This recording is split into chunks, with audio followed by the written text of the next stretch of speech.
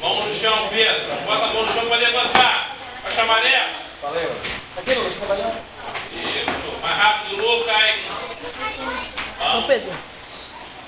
Olha a cabeça no chão, Gustavo. Ah, um pouquinho.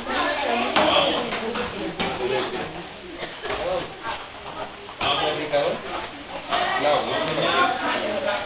Trabalhar. Nunca que eu consegui fazer isso. Ia ficar por ali mesmo, trabalhar. Ah, eu? Eu não consigo trabalhar. Nem eu. Quanto mais pra trás, ferrou. Eu entrei na capoeira uma vez, eu tinha 12 anos. Menina, saí, porque eu não conseguia dar estrelinha, morri de vergonha. Mas eu também não se deixa aí, não. Hã? Eu também não sei. Eu também de cair. Aí eu ficava com vergonha, que ficava todo mundo rindo. Tira a cabeça do Otávio. Isso, bate a mão. Isso, maravilha.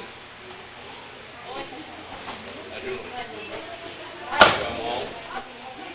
Me dá essa perna aí, me dá essa perninha.